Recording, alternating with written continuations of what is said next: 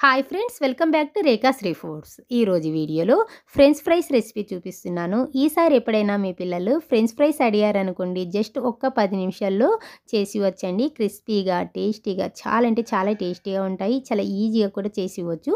ఇంకా ఈ ప్రాసెస్ ఏంటో చూద్దాము. దీనికోసం ముందుగా నేను ఇక్కడ ఒక 2 బంగాళదుంపలు తీసుకుని పైన పీలాప్ చేసేసి వాటర్లో తీసుకున్నాను.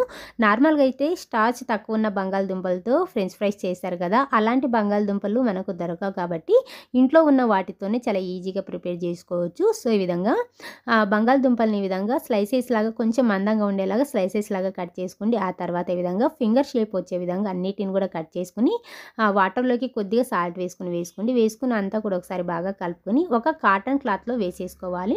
వేసుకున్న తర్వాత ఇందులో ఉన్న వాటర్ అనేది అబ్జర్వ్ అయ్యేంత వరకు బాగా తుడుచుకోవాలి. ఎక్కడ కూడా తడి అనేది ఉండకూడదు, అంత బాగా తుడుచుకోవాలి. సో ఈ విధంగా అన్నీ కూడా బాగా తుడుచుకున్న తర్వాత ఇప్పుడు వీటిని ఒక బౌల్లో తీసేసుకోండి.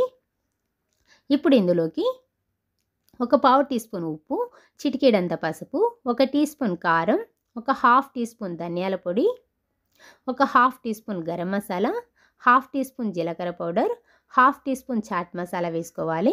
నెక్స్ట్ ఇందులోనే సన్నగా తరిగిన కొత్తిమీర కొద్దిగా, సన్నగా తరిగిన కరివేపాకు కూడా కొద్దిగా వేసుకుని ప్రెస్ చేస్తూ మసాలాలన్నీ కూడా పట్టే విధంగా బాగా కలుపుకోవాలి.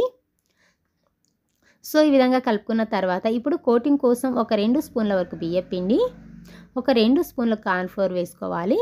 వేసుకున్న తర్వాత మరీ గట్టిగా కాకుండా పైపైన బాగా మిక్స్ చేసుకోండి.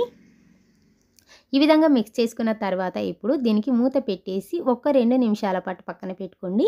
2 నిమిషాల తర్వాత స్టవ్ మీద డీప్ ఫ్రైకి సరిపడా ఆయిల్ పెట్టుకోండి. ఆయిల్ బాగా హీట్ అయిందో లేదో ఒక చిన్న ముక్క వేసి చూడండి, తెలుస్తుంది.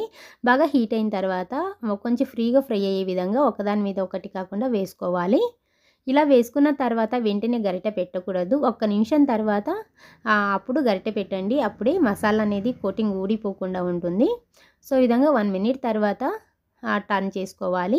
వీటిని చాలా తక్కువ నూనెతోనే ఫ్రై చేసుకోవచ్చండి. ఎక్కువ ఆయిల్ కూడా అబ్జర్వ్ చేయదు. ఒక 2-3 స్పూన్ల ఆయిల్ పోతుంది అంతే.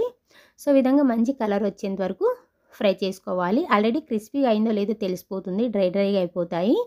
ఈ విధంగా బాగా ఫ్రై అయిన తర్వాత ఇప్పుడు ఒక టిష్యూ ఉన్న పేపర్ మీద వేసుకోండి. ఎక్కడైనా ఆయిల్ ఉన్నా కూడా అబ్జర్వ్ చేసేస్తుంది. సో ఈ విధంగా అన్నిటిని కూడా తీసుకున్న తర్వాత ఇదే విధంగా మిగతా వాటిని కూడా ఫ్రై చేసుకోవాలి. నేనైతే ఒక 2 బ్యాచ్లుగా ఫ్రై చేసుకున్నానండి.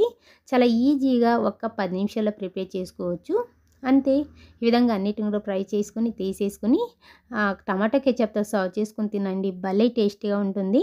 ఈ రెసిపీ నచ్చితే మాత్రం లైక్ చేసి అలాగే సబ్స్క్రైబ్ చేసుకోవడం మాత్రం అస్సలు మర్చిపోకండి. Thank you.